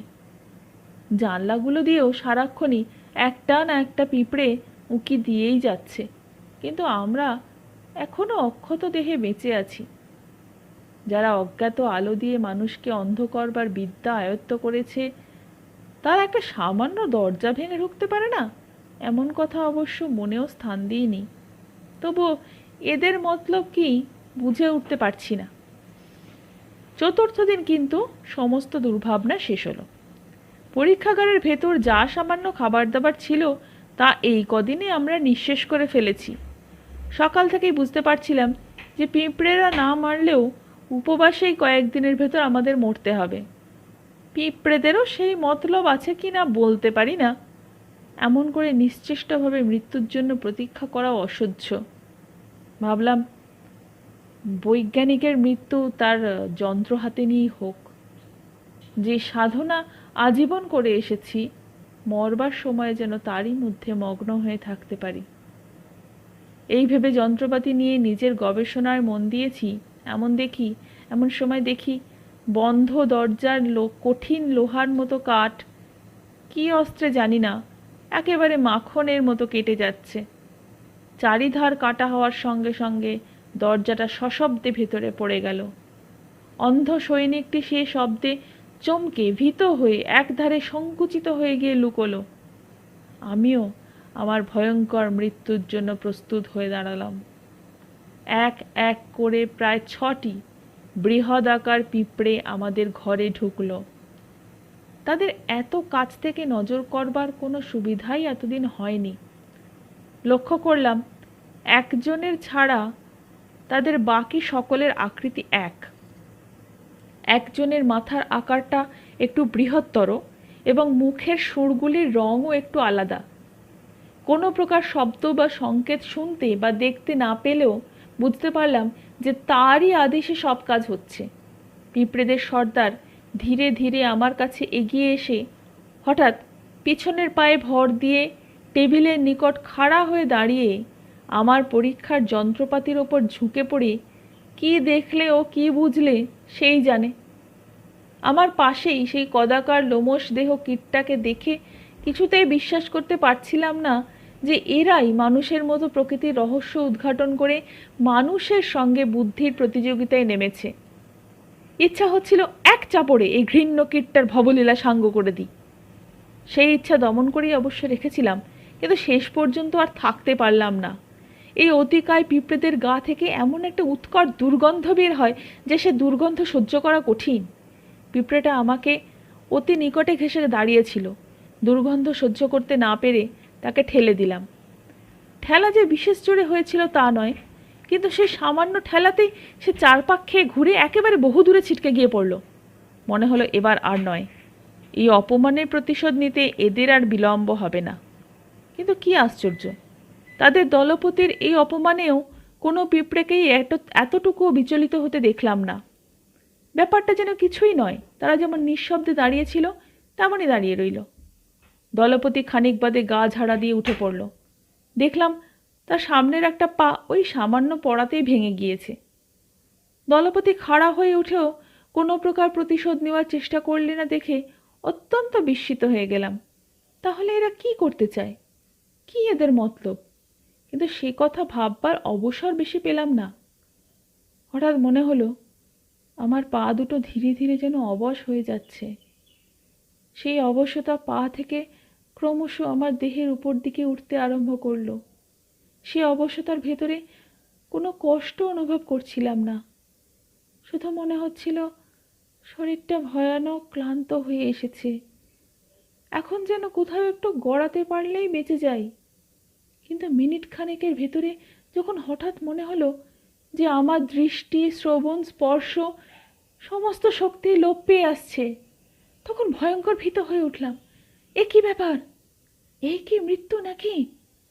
ধীরে ধীরে জ্ঞান লোপ পাচ্ছিল। এই আচ্ছন্ন ভাবের বিরুদ্ধে সমস্ত মনের জোর দিয়ে যুদ্ধ করেও সজ্ঞানে থাকতে পারছিলাম না। সমস্ত দেহ অসাড় হয়ে জ্ঞান হারিয়ে নেতিয়ে পড়বার আগে এই আকস্মিক অবসাদের কারণ বুঝতে পারলাম। স্পষ্টভাবে দেখলাম প্রহরী পিঁপড়েদের একজনের দুটি সামনের পায়ে একটি রেডিও সেটের মতো ছোট যন্ত্র রয়েছে। তার সামনের দিক থেকে একটা পিচকারির মতো নল উঁচিয়ে আছে, আর সেই নল দিয়ে একরকম বাষ্প এসে আমায় আচ্ছন্ন করে ফেলেছে। এতক্ষণ সেদিকে লক্ষ্য পড়েনি, তার কারণও ছিল। সে বিষ বাষ্প বাতাসের মতোই বর্ণগন্ধহীন। জ্ঞান হওয়ার সঙ্গে সঙ্গে মনে হলো আমি যেন কোন অতলে নেমে চলেছি। চারিদিকে অন্ধকার, গাঢ় অন্ধকার। প্রথমে মনে হলো এই কি মৃত্যুর পরের অবস্থা? পরের মুহূর্তেই একটি উৎকট গন্ধ নাকে যাওয়ায় সে ভয় দূর হয়ে গেল। উৎকট দুর্গন্ধও যে মানুষের মনে আনন্দ দিতে পারে, আগে তা কখনো ভাবিনি। এখন এই দুর্গন্ধ থেকে বুঝলাম যে আমি বেঁচেই আছি, যদিও পিঁপড়েদের বন্দি। হাত বাড়িয়ে একটি পিঁপড়ের ঠান্ডা গা স্পর্শ পর্যন্ত করলাম। অনেক দূরে এই অন্ধকার দিয়ে নেমে গিয়ে হঠাৎ আলো চোখে পড়ল, অনেকটা আমাদের ইলেকট্রিক আলোর মতো, কিন্তু সেই আলোগুলির চারিধারে কোনো কাঁচের আবরণ নেই। বৈদ্যুতিক শক্তিতেও তা জ্বলে না। পাথরের মতো এক একটি নুড়ি নানান জায়গায় ছড়ানো, তা থেকেই এই আলো বের হয়। পরে জেনেছি এই আলো বিজ্ঞানী পিঁপড়েরা মানুষকে অনেক দূর ছাড়িয়ে গেছে। তাপহীন যে আলো আবিষ্কার করবার চেষ্টায় মানুষের বিজ্ঞান এখনো অক্ষম, পিঁপড়েরা তাই বের করেছে। সেই আলোর ওপর দিকে একটি অন্ধকার সুড়ঙ্গ চোখে পড়ল, তার মাঝখান দিয়ে তামার একটি রড বসানো। সেই রড বেয়েই আমাদের লিফটের মতো ঘরটি নেমে এসেছে। বুঝলাম পৃথিবীর ওপরের স্তর থেকে নেমে এরকম পিঁপড়েদের পাতালেই নেমে এসেছি। বড় বড় খনিতে যেমন দেখা যায়, এখানেও তেমনই। চারিধারে অনেক সুড়ঙ্গ চলে গেছে। সেই সুড়ঙ্গের পথ দিয়ে অসংখ্য পিঁপড়ে যাতায়াত করছে। সমস্ত সুড়ঙ্গ পথটি আলোকিত। সেই আলো এত উজ্জ্বল যে দিন বলে ভ্রম হয়। আমার জ্ঞান হলেও হাত পা তখন অবশ। আমাকে ঠেলাগাড়ির মতো একটা গাড়িতে পিঁপড়েরা চাপিয়ে দিল। ভাবলাম তারা বুঝি ঠেলেই কোথাও নিয়ে যাবে, কিন্তু ছেড়ে দেওয়া মাত্রই গাড়িটি আপনা থেকেই চলতে আরম্ভ করলো। আশ্চর্যের বিষয় এই যে গাড়িটিতে না আছে বাষ্পর ইঞ্জিন, না আছে মোটর।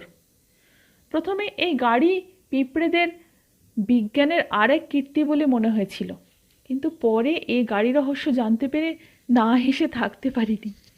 গাড়িটি আমাদের ঘোড়ার গাড়ির জাত ভাই, শুধু ঘোড়ার বদলে এই গাড়ি যারা টানে তাদের নাম শুনলে বিস্মিত হতে হবে।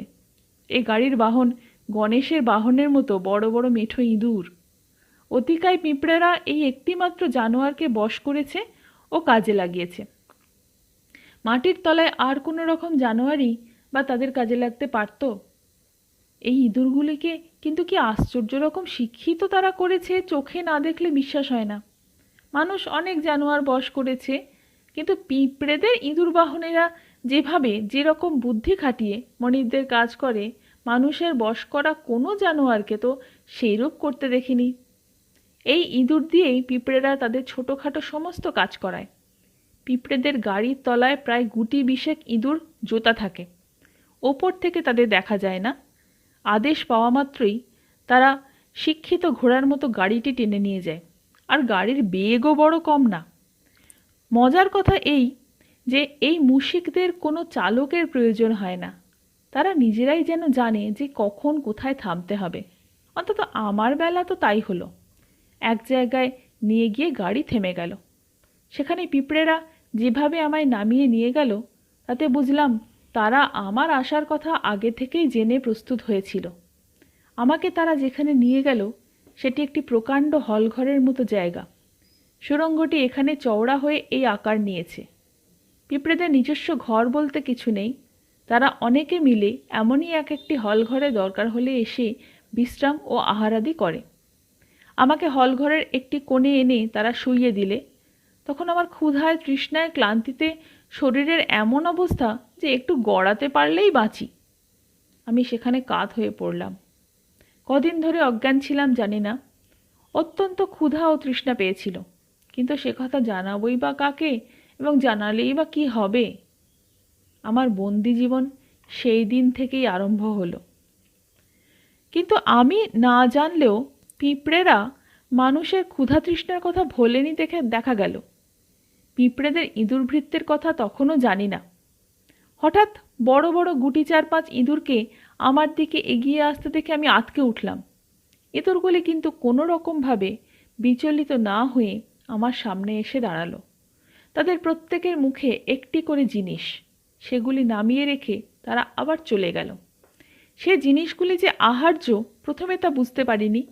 কৌতূহল ভরে সেগুলিকে নেড়েচেড়ে দেখতে দেখতে একটা জিনিস যেন মূলোর মতো মনে হলো। তখন আর ভাবার অবসর ছিল না। অন্যান্য জিনিসগুলো বাদ দিয়ে সেই মূলোর মতো জিনিসটাতে এক কামড় দিলাম। জিনিসটা কোনো গাছের মূলই বটে, কিন্তু তার স্বাদ মূলোর মতো নয়। স্বাদ যে বিশেষ ভালো তাও বলতে পারি না, কিন্তু সেদিন তাই অমৃতের মতো লেগেছিল। জিনিসটা রসালো। ক্ষুধা তৃষ্ণা দুইই তার দ্বারা কতকটা নিবৃত্ত হলো। খাওয়ার পর ক্লান্তিতে কখন যে ঘুমিয়ে পড়লাম বলতে পারি না। তারপর পিঁপড়েদের সঙ্গে যে 5 বছর কাটিয়েছি তার বিস্তৃত বিবরণ দেওয়া সম্ভবপর নয়। অবশ্য এই কথা জানি যে বিশদভাবে জানালেও সে দীর্ঘ বিবরণ একঘেয়ে লাগবে না, কারণ প্রত্যেক দিনই ওই অদ্ভুত জাতের যেসব নতুন নতুন ব্যাপার আমি জানতে পেরেছি, মানুষের জ্ঞানের দিক থেকে তার প্রত্যেকটিই চমকপ্রদ। আপাতত সংক্ষেপে পিঁপড়েদের সমাজ গঠন প্রভৃতি জানাবার চেষ্টা করব। কেমন করে পিঁপড়েরা ধীরে ধীরে আমায় একটু একটু স্বাধীনতা দিতে শুরু করলে, কেমন করে পিঁপড়েদের নানা ব্যাপার জানবার সুযোগ হলো আমার, কেমন করে শেষ পর্যন্ত আমার সেখানে একরকম প্রভাব প্রতিপত্তি পর্যন্ত হলো, তার বিশদ বর্ণনা আমি করব না। শুধু পিঁপড়েদের সঙ্গে আলাপ করবার জন্য প্রথমে যা প্রয়োজন, অর্থাৎ তাদের ভাষা শিক্ষা, কেমন করে তা আমার হলো তাই একটু জানাবো। পিঁপড়েরা আমায় তখন স্বাধীনতা দিয়েছে। আমি যেখানে সেখানে বেরিয়ে বেড়াই, সময় মতো আহার পাই ও নিশ্চিন্ত হয়ে ঘুমোই। চোখ দিয়ে যেটা দেখে যতটুকু বুঝবার, তার বেশি কিন্তু কিছুই বুঝতে পারি না। পিঁপড়েদের কোনোদিন শব্দ করতে শুনিনি। তারা কি করে যে নিজেদের মধ্যে আলাপ করে, কি করে কাজ চালায়, এই ভেবে আমার বিস্ময় লাগে।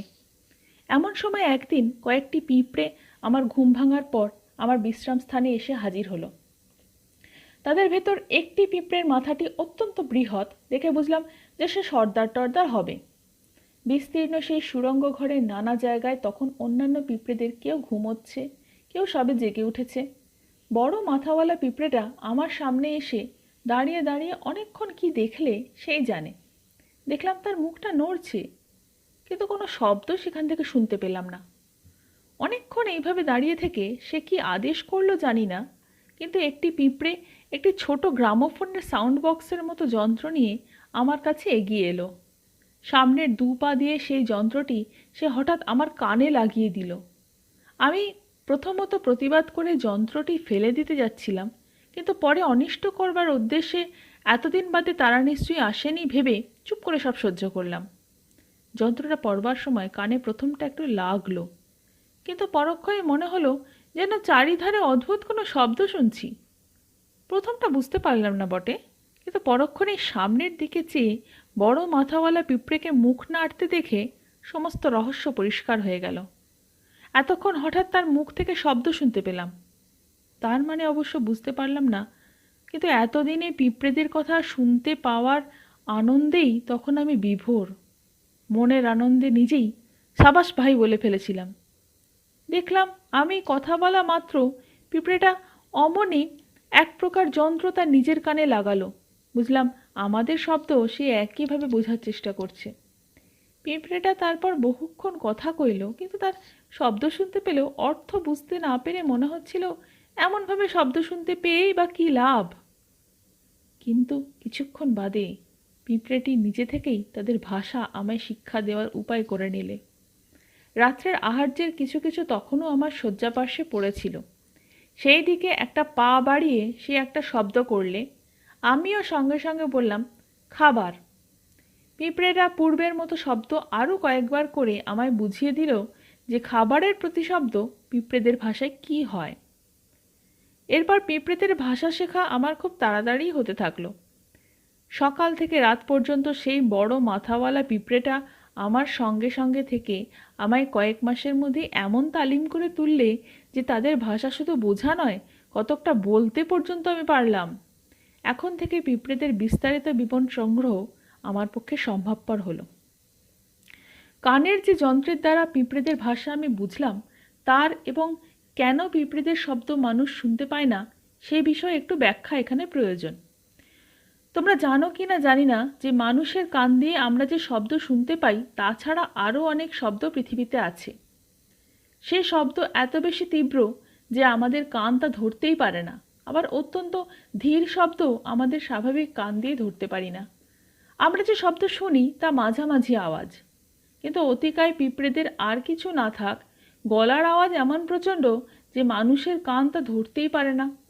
তাই পিঁপড়ের দিগকে আমাদের বোবা বলেই মনে হতো। আমাদের শব্দ করবার শক্তি পিঁপড়েদের মতো প্রচণ্ড নয় বলে আমাদের শব্দও পিঁপড়েদের কানে যেত না। যে যন্ত্র পিঁপড়েরা আমার কানে পরিয়ে দিয়েছিল সেটিকে শব্দ শোধন যন্ত্র বলা যেতে পারে। তার ভেতর দিয়ে পিঁপড়েদের চড়া শব্দ নরম হয়ে আমাদের কানের উপযোগী হয়ে যায় বলেই আমি তাদের কথা শুনতে পেরেছিলাম। আবার আমার মৃদু শব্দ তাদের কানের মতো চড়া করে নেওয়ার জন্য পিঁপড়েরা নিজেদের কানে অন্যরকম যন্ত্র ব্যবহার করেছিল। সেদিন থেকে সেই যন্ত্রের সাহায্যেই আমাদের কথাবার্তা চলতে শুরু হয়। আমাদের কানের এই রহস্য বুঝে যে বৈজ্ঞানিক পিঁপড়ে এই যন্ত্র আবিষ্কার করে, শত্রু হলেও তাকে প্রশংসা না করে থাকা যায় না। পিঁপড়েদের সমাজ প্রভৃতি সম্বন্ধে বিশেষ কিছু বলবার নেই। সাধারণত ছোট পিঁপড়েরা কিভাবে বাস করে তা বোধহয় তোমরা জানো। তাদের ভেতর একজন থাকে রানী, সেই ডিম পাড়ে ও তার ডিম থেকেই সমস্ত পিঁপড়ের জন্ম হয়। দু একটি পুরুষ পিঁপড়ে ছাড়া বাকি সমস্ত পিঁপড়ে রাজ্যের শ্রমিক। তারা রানীর জন্য খেটে মরে মাত্র। অতিকায় পিঁপড়েদের সমাজ ব্যবস্থা প্রায় একই রকম, শুধু তাদের ভেতরে কোনো রানী নেই। তাদেরও অধিকাংশ পিঁপড়ে শুধু দাসবৃত্তি করে জীবন কাটায়। তাদের না আছে ঘর, না আছে স্ত্রী পুত্র। কিন্তু তাদের ওপরে একদল পিঁপড়ে থাকে, পালন শাসন প্রভৃতি সমস্ত কাজ তারাই করে। তারা পিঁপড়েদের রাজবংশ, আর তারা অনেকটা মানুষের মতো স্ত্রী পুত্র পরিবার নিয়ে পরিবার বেঁধে থাকে। যা কিছু বৈজ্ঞানিক গবেষণা, রাজ্য পরিচালনা, যুদ্ধের নেতৃত্ব তাদের দ্বারাই হয়, এবং তাদেরই ছেলেপুলেদের ভেতরে যাদের বুদ্ধি অল্প ও ক্ষমতা কম তাদের ছেলেবেলাতেই দাস করে দেওয়া হয়। দাস পিঁপড়েরা বিয়েও করে না, তাদের ছেলেপুলির সংসারও হয় না। তাই বলে তারা অসন্তুষ্টও নয়, আর তারা উৎপীড়িতও নয়। পিঁপড়েদের রাজবংশের এক একটি দম্পতির ছেলেপুলে হয় অসংখ্য। ডিম ফুটে বেরোবার পরই বৈজ্ঞানিকেরা এসে তাদের পরীক্ষা করে যায় এবং প্রাচীন স্পার্টানদের মতো তাদের ভেতরে একেবারে যারা অকর্মণ্য তাদের মেরে ফেলে। অপেক্ষাকৃত নির্বোধদের দাস করে দিয়ে বাকি শিশু পিঁপড়েদের ভেতর কার মাথা কোন দিকে খেলবে আগে থেকে বুঝে সেই দিকে তাকে শিক্ষা দেওয়ার জন্য পাঠিয়ে দেয়। শিশু অবস্থাতেই প্রত্যেকের শক্তি বিচারের বিদ্যায় পিঁপড়েরা যে কতদূর অগ্রসর হয়েছে মানুষ তা ভাবতেই পারে না। পিঁপড়েদের ভেতর রাজা নেই, অনেকটা আমাদের গণতন্ত্রের মতো। তাদের রাজবংশের মেয়ে পুরুষ সবাই মিলে একসঙ্গে বসে রাজকার্য পরিচালনা করে। সেখানে বিশেষ মতভেদ বা গোলমাল কখনো হয় না, কারণ যার মাথা ইঞ্জিনিয়ারিংয়ে খোলে সে কখনো রাজনীতিতে মাথা ঘামাতে আসে না। পিঁপড়েদের ভেতর বড় লোক কেউ নেই, গরিবও না। যার যা দরকার রাজভাণ্ডার থেকে সবই তারা পায়। একদল পিঁপড়ে শুধু এই কাজেই আছে। পিঁপড়েরা কেউ কিছু সঞ্চয় করে না, সুতরাং অর্থ নিয়ে মারামারি কাটাকাটি এখানে নেই। যে যার নিজের কাজ করতে পেলেই তারা সন্তুষ্ট। কিন্তু জ্ঞানে বিদ্যায় সমাজ গঠনে তারা বিশেষ অগ্রসর হলেও কলাবিদ্যা তাদের নেই বললেই হয়। রাজবংশের পিঁপড়েদের মাঝে মাঝে কাজের অবসরে একত্র হয়ে নাচের মতো একরকম মজলিস করতে দেখেছি। এছাড়া গান বাজনা, ছবি আঁকা বা 64 কলার কোনোটিই তাদের চর্চা নেই। স্নেহ, দয়া, মমতা প্রভৃতি বৃত্তিগুলোরও তাদের একান্তই অভাব। তারা শুধু ন্যায় বিচারই জানে, কিন্তু ন্যায় অন্যায় জ্ঞানও তাদের অদ্ভুত। এখন কি করে সেখান থেকে পালিয়ে এলাম, সংক্ষেপে তা বলে এই কাহিনী শেষ করব।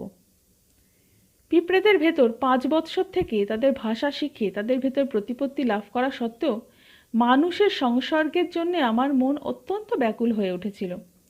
শুধু পালানো অসম্ভব জেনেই চুপ করেছিলাম। একদিন কিন্তু অভাবনীয় রূপে সেই সুযোগ এসে গেল। রায়ো ডি জানেইরোর কাছে প্রায়ই ভূমিকম্প হয়। একদিন হঠাৎ সে ভূমিকম্প একটু ভীষণভাবে দেখা দিল।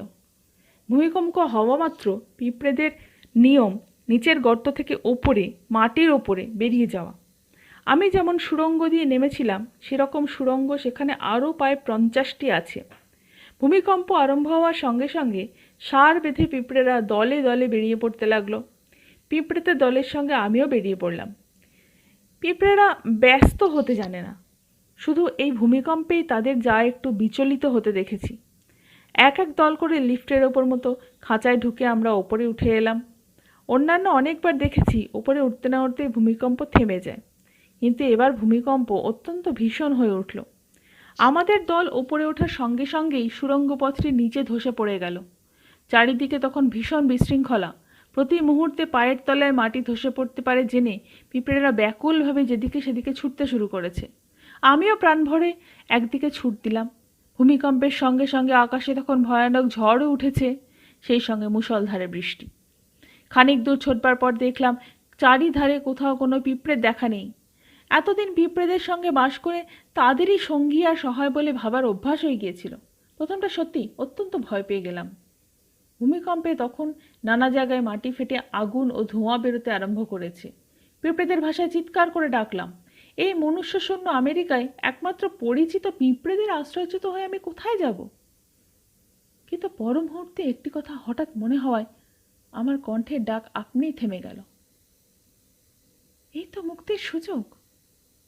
পিঁপড়েরা হাজার ভালো ব্যবহার করলেও চিরদিন আমায় নজরবন্দি করে রাখবে, কোনো দিন মানুষের কাছে ফিরতে দেবে না।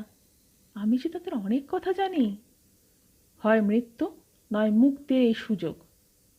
পিঁপড়েদের সাথে দেখা পাওয়া নয়, কোনো রকমে তাদের দৃষ্টি এড়িয়ে পালিয়ে যাওয়াই হলো আমার উদ্দেশ্য। প্রাণপণে তাই ছুটতে লাগলাম। ভূমিকম্প যখন থামল, পিঁপড়েদের ঘাঁটি থেকে তখন আমি অনেক দূরে এসে পড়েছি। এইবার আমার খোঁজ পড়বে জেনে ক্লান্ত পদেও আরও এগিয়ে চলতে লাগলাম। আমার একমাত্র মুক্তির উপায় সমুদ্র তীরে পৌঁছে কোনো রকমে ভেলা তৈরি করে সমুদ্রে ভাসা। সে সমুদ্রে যদি মৃত্যুও হয় তবুও ভালো, তবু তো আকাশের তলায় ফাঁকা হাওয়ায় নিঃশ্বাস নিয়ে মরতে পারবো, ইঁদুরের মতো মাটির নিচে মরতে হবে না। কেমন করে সমুদ্র তীরে পৌঁছে ভেলা তৈরি করে ভেসে পড়েছিলাম ও কেমন করে আমার উদ্ধার হয় তার কথা সমস্ত সংবাদপত্রেই বেরিয়েছে। সুতরাং তার আর পুনরাবৃত্তি করে কাহিনী বাড়াবো না। পরিশেষে বলতে চাই যে মানুষ আবার দক্ষিণ আমেরিকা অধিকার করবার আয়োজন করেছে, কিন্তু আমার সে আয়োজনের প্রতি আর আস্থা নেই। দক্ষিণ আমেরিকা অধিকার করা তো দূরের কথা, মানুষের বর্তমান অধিকারগুলি এই দুর্ধর্ষ কীটেদের আক্রমণ থেকে রক্ষা করে একদিন আমাদের সমস্যা হয়ে দাঁড়াবে বলে আমার বিশ্বাস। পিঁপড়েদের আমি যে রকম করে জানবার সুযোগ পেয়েছি, তাতে এরকম বিশ্বাস আমার সহজেই জন্মেছে। শুনলেন পিঁপড়ে পুরাণ, শ্রী প্রেমেন্দ্র মিত্রের লেখা কল্পবিজ্ঞান কাহিনী। পাঠ করলাম আমি, বাসব দত্তা দাস। আমি টেকনো ইন্ডিয়া হুগলির অ্যাসিস্ট্যান্ট প্রফেসর, কম্পিউটার সায়েন্স ডিপার্টমেন্টের। এই গল্প পাঠ আমাদের রেডিও টিআইএইচে একটি ছোট্ট নিবেদন। সঙ্গে থাকুন, সাথে থাকুন, সাবধানে থাকুন আর শুনতে থাকুন রেডিও টিআইএইচ।